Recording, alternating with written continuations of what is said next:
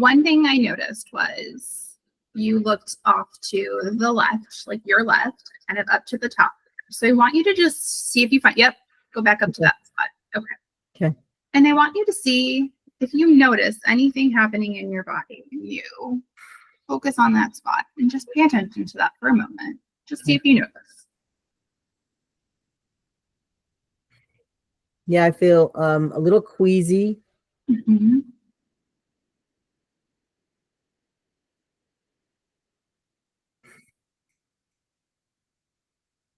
There's a heaviness. Mm-hmm. So stay on that spot. That was when I noticed, like, where you were looking when you were talking about that caretaking role and wanting something different. And so where you look impacts how you feel. And oftentimes there's information there to be processed. So if you're okay, we will use this spot because that is one that I saw you going to. And you've already noticed a different sensation in your body. So if you go back to that spot again and stay on that spot.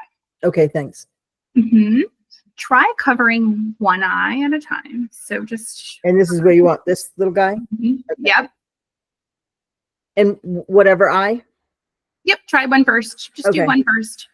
And see if you notice what happens to that sensation. Does it change at all? It does. Okay. What do you notice with that sensation? It felt lighter almost instantly, which is interesting. So now uncover and cover the other arm. And what do you notice? It still feels lighter. Okay. So we're going to use both eyes. Okay. So with both eyes, what is the sensation you're feeling? Came back heavy. Okay. Yeah. Is that normal? I mean, is that regular? I mean, I don't know. Yeah. Okay. Yeah. That's very interesting. Yeah. So different parts of your eye, like the part of the optical nerve in each eye that connects to your brain, can hold different information. So it's really interesting. So if you stay focused on that spot, we're going to see what comes up. So this is non-traditional, where I kind of have more of a backseat role. So I want you to just notice what comes up for you, whether that be thoughts, memories, sensations, and just notice them. And we're going to follow where your brain and body take you. And you can choose to talk about it and share it, or just kind of notice it and hold it in. Whatever feels right to you in that moment. And I'm going to follow your lead. Okay. So the heaviness is back. It's more in my chest now. It feels fluttery. There's a definite desire to, like, feels like there's emotion right behind my eyes. Like I could cry. So follow that if you feel like you can do that, if that's okay. Sure. Yeah.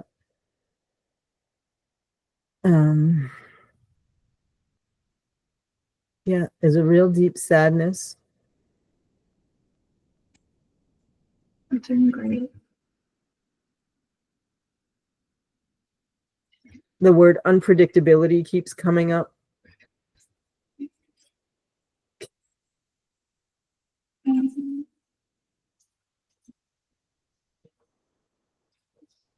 And anger, and lack of trust.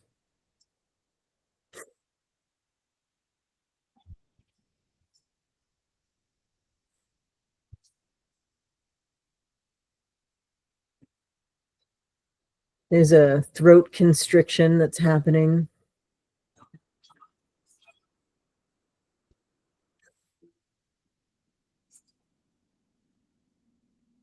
This is a real protective space. And the anger is creating a fuck you. Keep following that. You're doing great.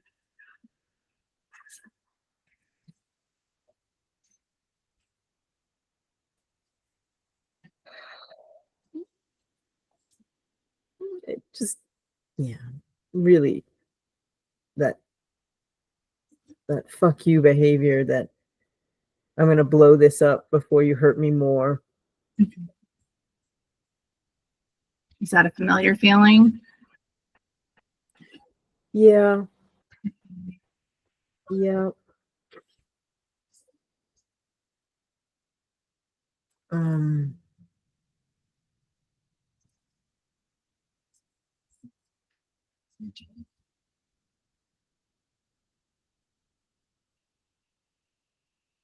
there's disappointment that I don't have the capacity to stay in conflict in a sane, I don't know about sane, in a grounded, loving way. Mm-hmm. I just want to eject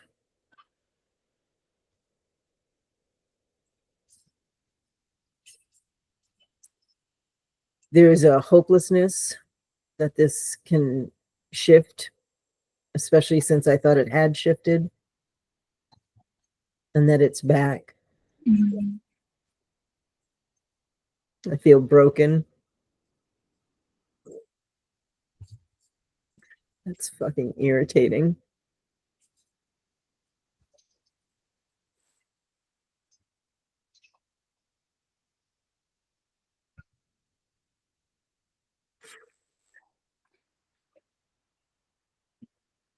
Notice what's happening in your body right now while you're going through this.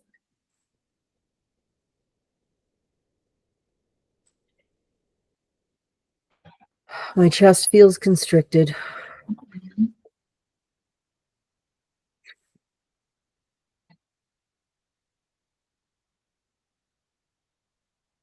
Super heavy. Very hopeless. Sad. And just the ease of letting go. Even though there's grief, there's ease. Yeah.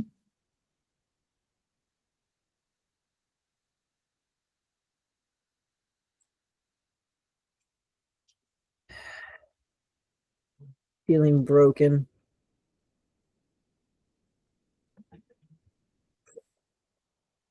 Where does broken show up in your body when you say that word? That just came into my belly. Just really notice that. See where that takes you.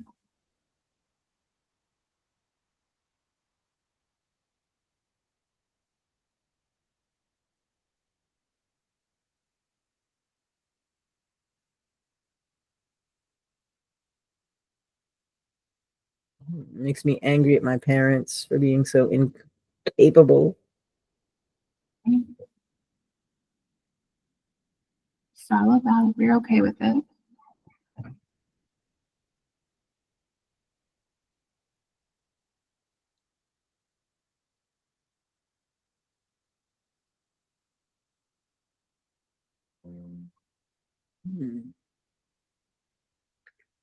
There's a level of victimization that I do not want to identify with. But the fact is the dysfunctional childhood was inescapable.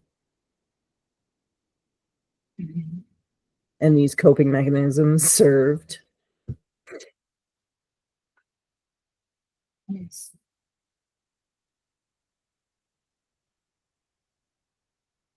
I'm still pissed about it. Yeah.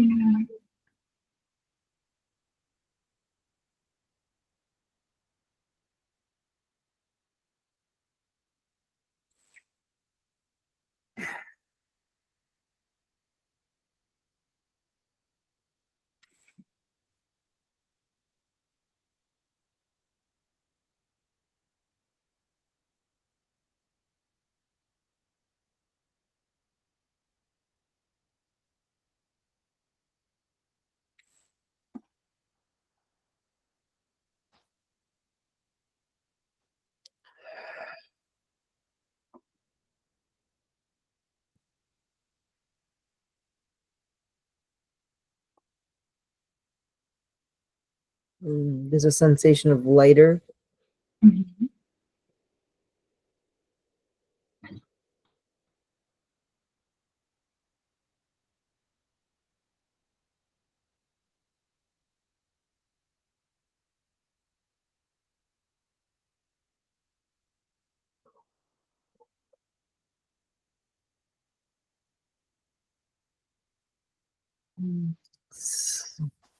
Level of confusion Okay.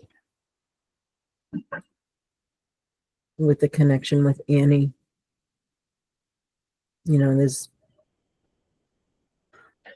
of course one part of me that wants to believe Disney and Mm. all of society, and that, oh, it should really always be super yummy and Hmm.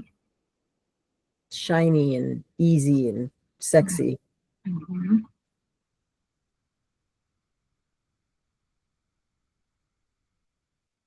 Yeah. And then I touch in with, like, that doesn't, that's interesting, Colette.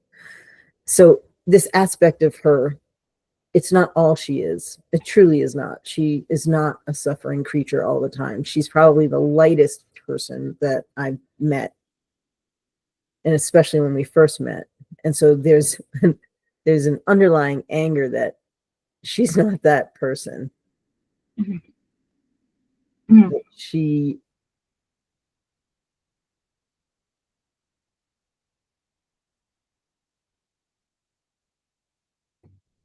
that she comes with this is a surprise. Hmm. Where does that show up in your body?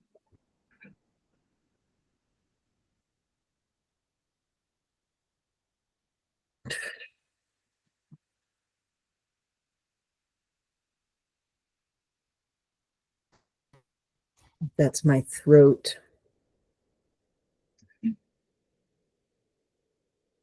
So notice that sensation. Your body's giving you clues. You see where that goes.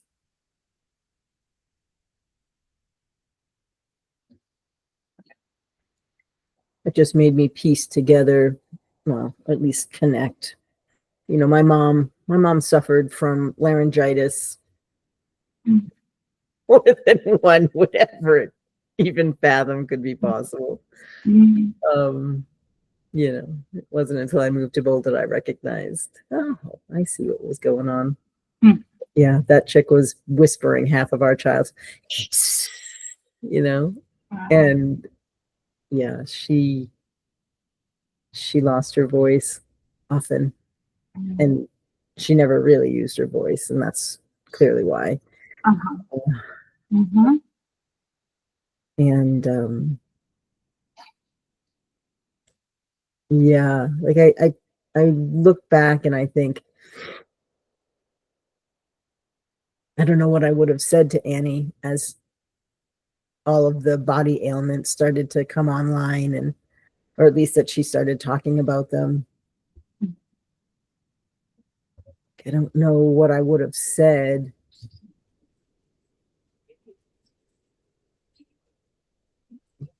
but I guess as I look back in hindsight, it's this, huh, I didn't know you had all that. Mm. 2 weeks ago, she just admitted, she said, yeah, I've lived with depression in my body almost forever. And at this point in my life, I feel like I'm going to accept it rather than just try and get out of it all the time. And that was the first you heard of that. Yeah. Mm. And this is after 17 years with a bipolar person who took a lot of Mhm. my caretaking needs. Mhm. So how did that feel to find that out?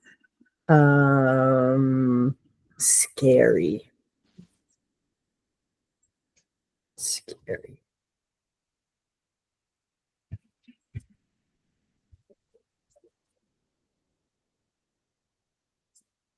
Or do you notice that feeling? Again in my throat. Mhm. Just notice you took a pretty deep breath there. And you said that word, Steve.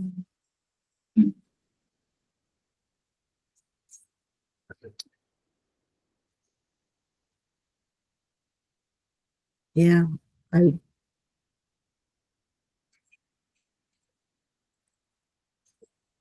when she did say that, when she said, I think the true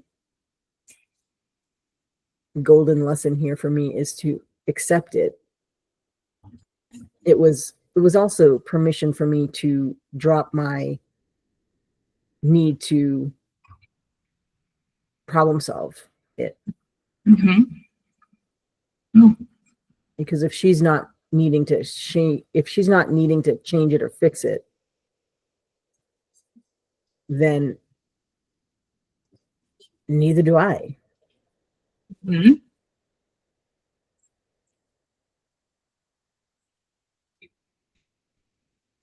And then there's a real super sadness and self-judgment around the fact that I don't want to be around her when she is challenged.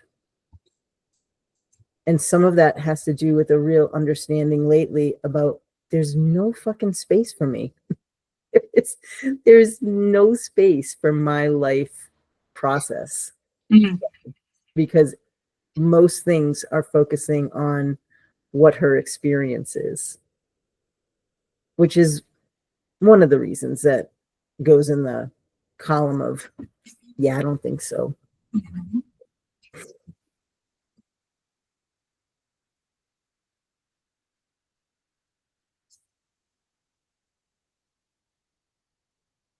And then again, it goes back to broken. me being broken, that I cannot, that I can't cope with that. And that I don't know how to navigate creating, asking for space when someone is in suffer mode. That just doesn't make any sense. None. So notice that feeling, the feeling of it not making any sense.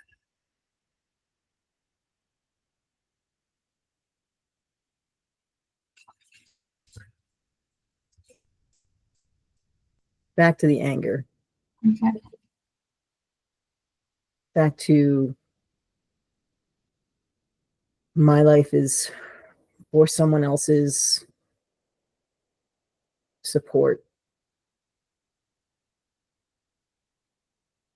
My life force is now no longer for me.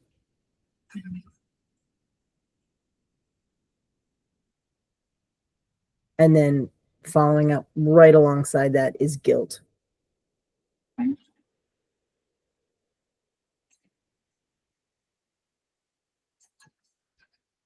Where's guilt showing up in your body?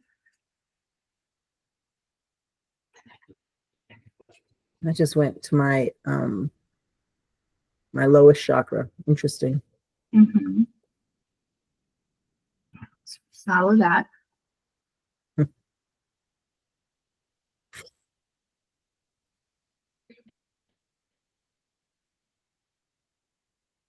Hmm.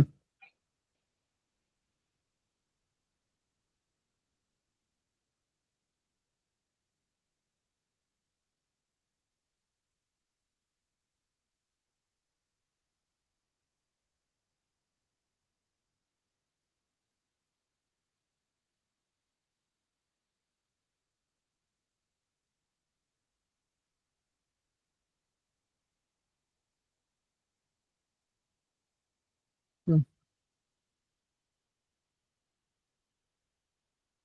I'm sort of fascinated and interested that dropped into my lower chakra. Mm-hmm. Make space for that then. That sounds significant.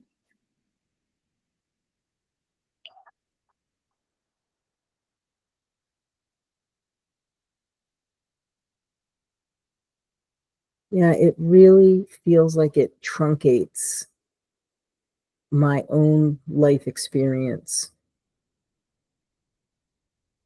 by being in partnership I'm going to say in general, I think, I don't know if that's true. I just know for the past, we'll just say 20 years with Jeffrey and now Annie, I'm willing to put myself not first. In some ways, not always, but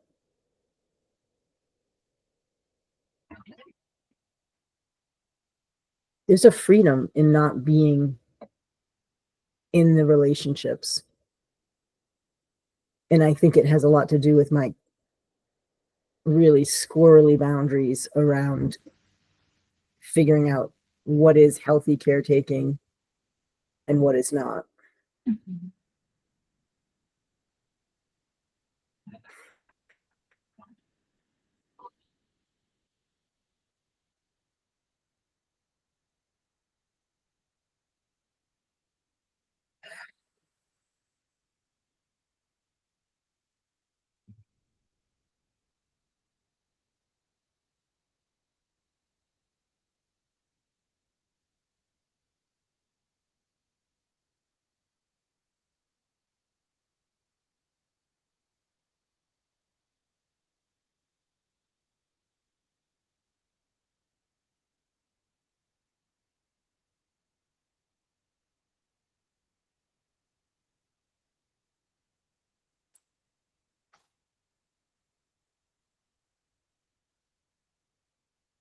One of the things that's coming up is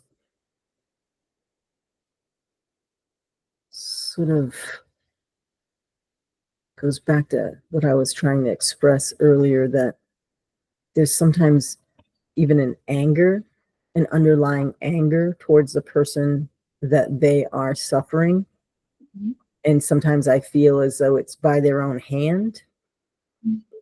And if I hold a mirror up, like I'm in the same boat, I'm just suffering differently. I'm financially suffering by my choices around money.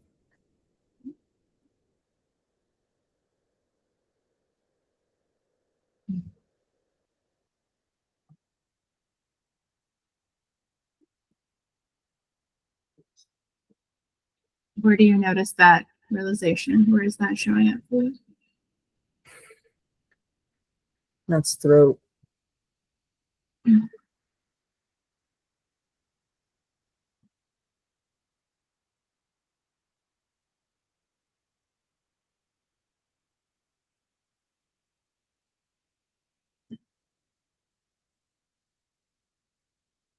And then having anger at them or frustration or even, sharing an observation of like, have you thought about blah, blah, blah?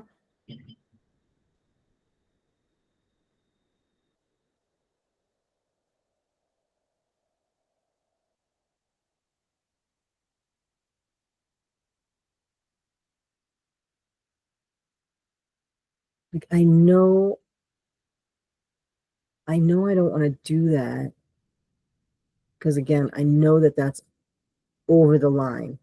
Like, and I think that's really a hard recognition for me too, to figure out where the correct quote unquote boundaries are, being in relationship.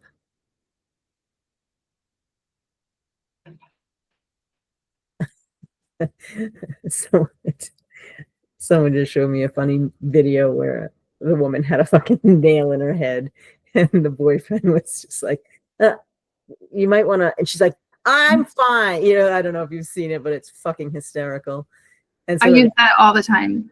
oh, thank Christ. That's awesome. I'm so glad. All the time in couples therapy. Yep. I'm so glad because, there is, I don't know, I will admit there is this desire to be right. Mhm. And I think the desire to be right is mostly due to the fact that I fucking want it to change. Mhm. And I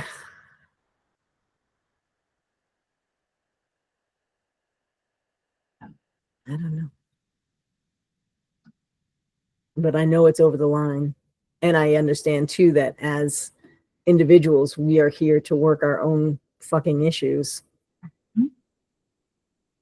but where's the supportive weaving of support inside of someone that you love? That's a real question. Mhm. Mhm.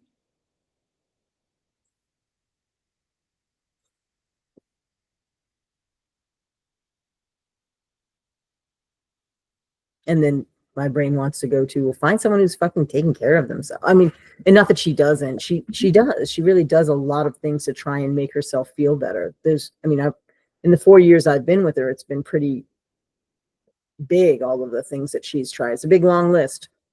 Mhm. And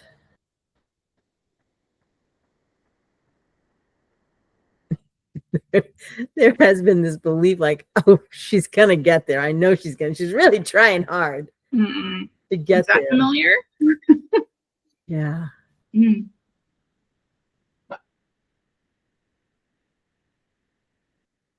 And again, I think it just always comes back down to this whole inability to sit with suffering, even though that is what life mostly is.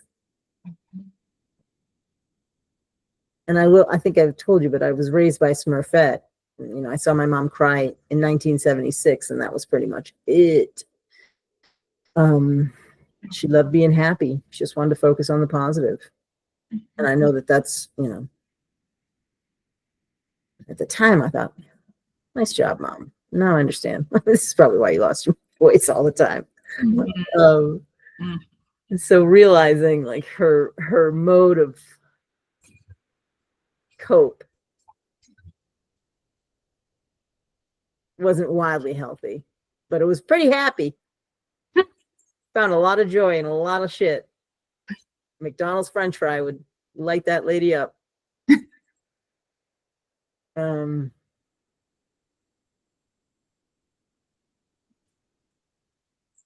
So the blueprint is a little skewed. Mhm. Yeah.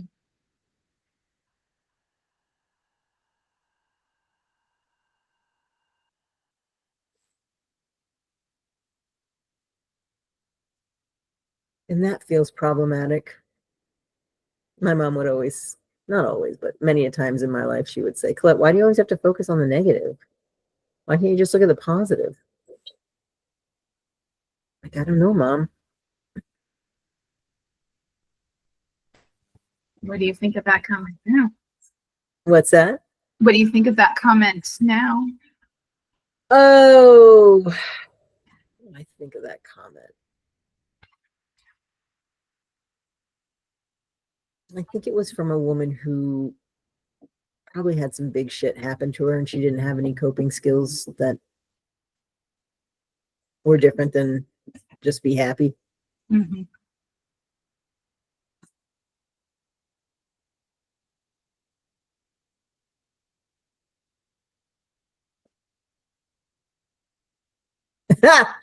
Oh, that sucks. Mm-hmm. Just realized that that's the blueprint. Like, and I know I always want people to be happy, and I'm not always happy. But yet, I also, I don't know. I don't tend to dwell. I don't think. I don't know. That could be bullshit. I definitely focus on healing and self-inquiry and self-reflection and growth, and maybe by default that is not so happy. Mm-hmm.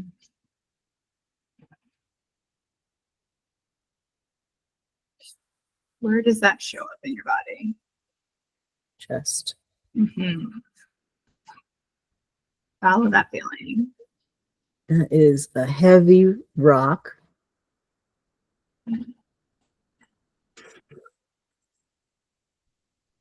It's also in throat. Mm-hmm.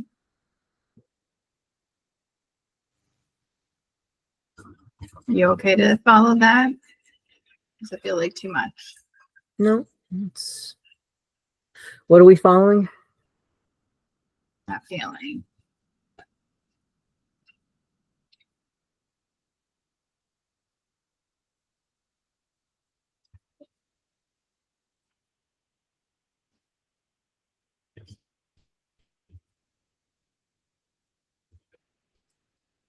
there's sort of a frustration right in this moment that just wasn't quite given the skill sets Mm. to sort of ride as a healthy human being. But I think that's a mirage anyway. Mm. Ay, ay, ay. I don't know. I see what the kids are being taught these days. I'm like, oh my God, Mm. that's fucking awesome. Very different. Unbelievable. Mm-hmm.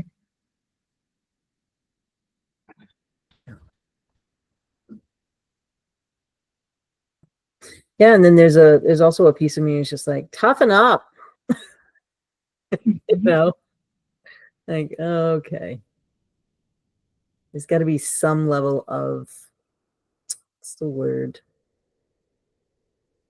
There's got to be some hardship for Mm. kids to actually learn how to care for themselves. Mm-hmm. Yeah.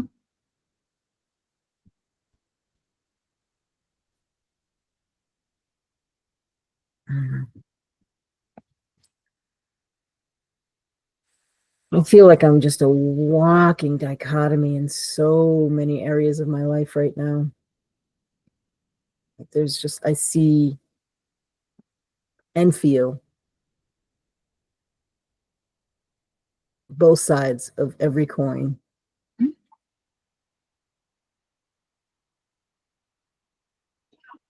Is that a gift or a curse or both? Right now, it feels a little bit like a curse, you know? It doesn't allow, I feel like it really doesn't allow me to feel in one direction. Mm. And sometimes that one direction can be really clarity producing, where you just go, okay, we're going in this direction now. Mm-hmm.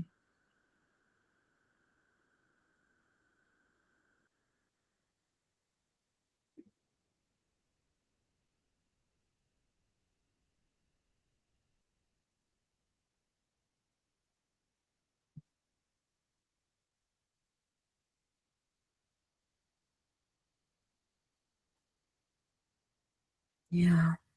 What does your brain and body tell you about that?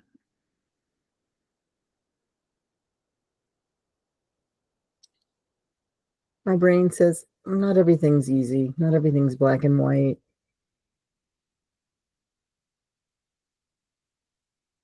Even though you want to try and paint it that way, so it makes it a little bit more easy, like to see, to be able to paint Annie as all suffering. And that's easier to walk away, which is totally not true. I don't know. I think at this point, I think when we get into our 50s, we just know there is no such thing as black and white. Mm-hmm. And yeah, even my belief system is straddling midline most days. Mm-hmm.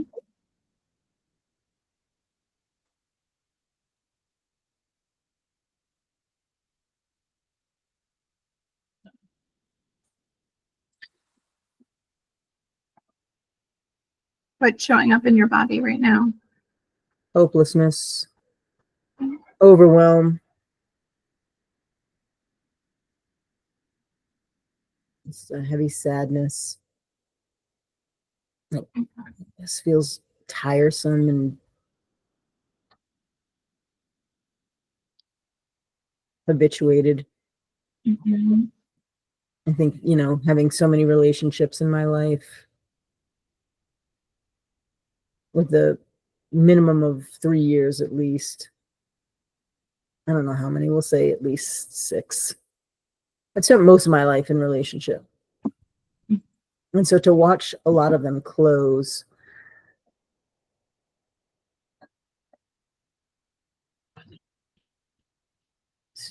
just telling a friend, like, oh, I really thought I was going to the end with this gal. Oh, I really thought I was going to the end with Jeffrey too.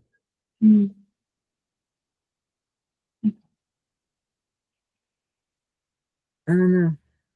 And then also reading this book, Unconscious Uncoupling, it's like, we so want to believe that longevity is such a nice marker. Fuck that. It's so stupid. Mm. Longevity is so dumb. Half the people who get that far hate each other. They're just caught in their patterned behaviors, and it's safe. It's safer than what they don't know. Mm-hmm. A Disney story that you were talking about. Yeah. And yeah, I mean, our society really celebrates 60 years. Like, oh, did they like each other? Or were they just now so used to it? Yeah. That it couldn't be any other way.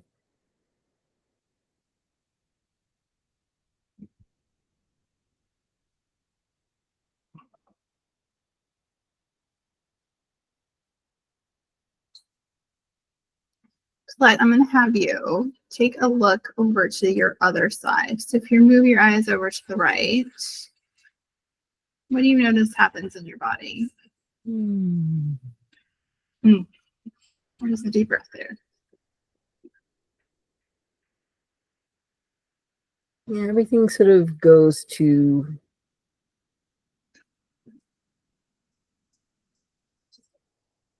is. Nothing's really sort of.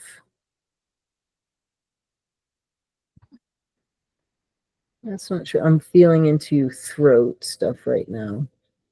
Okay.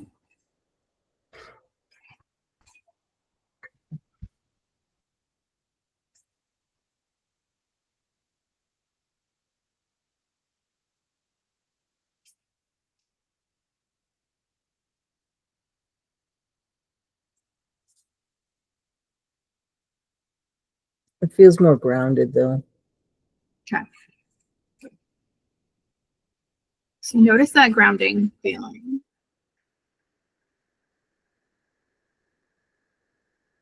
I'm actually going to have you look at the screen and look at this point right here on top. Okay. So really notice the grounding. Where do you feel the grounding? Say my lower chakra, Okay. but also emanating upwards.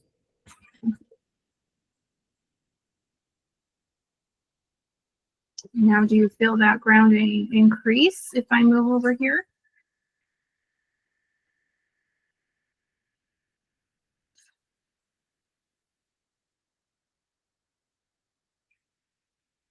Or is it better in the center? You go back to the center? Mm-hmm. Yeah, the center feels better. Okay. Let's take a couple minutes just to stay focused on that and really lean into that grounding.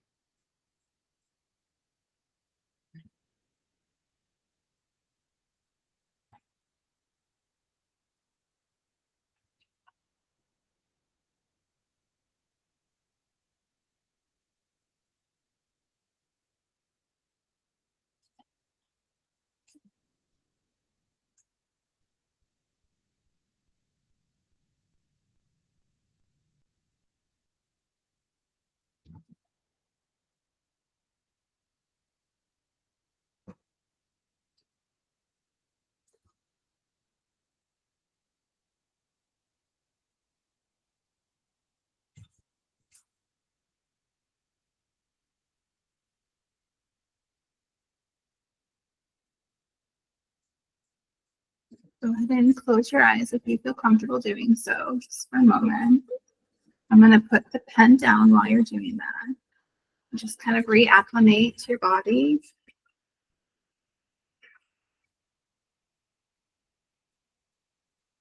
And opening your eyes whenever you're ready. And reacclimating to the room. Mhm.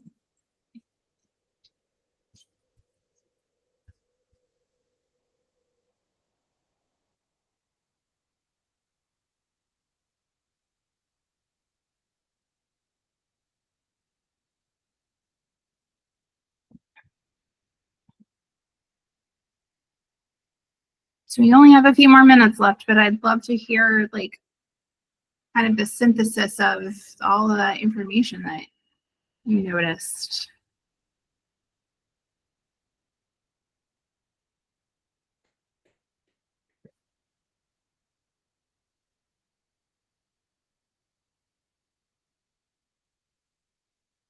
It was interesting to put it into the eyes, like having the eyes be a part of that. And that was brand new. Like some of those reflections and thoughts and so forth have been in my life for a long time. But it was also really interesting to watch how they moved around in my body. That was very cool. Mm-hmm. I don't think I normally do that when I'm thinking. I think mostly I'm a mental processor to some extent. Mm-hmm.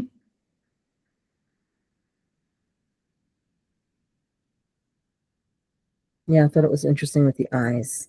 That's what I'll say. It's really interesting. Mm-hmm. Yeah. And noticing that certain spots or places that you look, right, can activate certain information in your body and your brain, right? And then just by switching to a different spot, you notice that calming. Can you speak just a smidge to that? Like, what Yeah. is that? Why does that happen? So the brainstem, your eyes, the optical nerve kind of goes back and processes information in the subcortical region of your brain. And that is where we store information that we don't always have access to. Sometimes it's even pre-verbal. And so sometimes when people are processing, like if they're looking at a certain spot, the way that that information registers with their optical nerve back to the part of their brain, it pulls in information. And if it's pre-verbal, they don't even have the words for it. They just feel a certain way in their body because that's what their body knows, right? It's like the body remembers book. And it processes it. It brings it to the forefront, right? Whether it be with words, with thoughts, with memories, images, bodily sensations. And your brain is bringing that to your knowledge or to the present moment for a reason. So like you said, you had a lot of those thoughts were ones you've had before, right? Like you've noticed before, but there's something significant about why it came to this moment here right now. And that's what is important to take away, is that there's something about that that's processing, that's connected to where you're at right now in your life, how you're feeling, the way you're responding, all of that stuff. It's all clues. Yeah. So sometimes you'll continue to process. So, you know, maybe you'll have a memory that pops up that you're like, oh, I haven't thought about that before, or it's been a long time since I thought about that. And so just kind of be a detective is what I tell my clients, like over the next couple of days, and just see if you notice something that pops up and maybe journal about it, write it down somewhere, and just kind of hold some space open at some point to think about that. That's awesome. That's very helpful. This was really helpful. It's fascinating of the timing, to be honest. Well, I feel like a lot of things aren't, you know, on accident. Yeah, exactly. Yeah. Yeah. But thank you for suggesting this. You know, I feel like the interview together will be also really different because I just experienced it. So, yeah. 100%. That's really great. Yeah. Cool. Thank you, Dawn. You are very welcome. If you need anything, just let me know and we'll figure out another time to meet later. Okay. Yeah. I'm going to send you a link if that's okay. I just finally put together a whole link thing that you can just easily just drop yourself on my calendar when you have some time. But I'd love that. Especially, you know, having this concept of how it can sort of help people with their nervous system being activated with the clutter, like bringing that concept in when we talk. All right, Mama. Many, many thanks. Good luck with all the transitions over there. Super appreciate you. Thank you. I appreciate you as well. So we will be in touch soon. Okay. Thanks, Dawn. Bye. Bye-bye.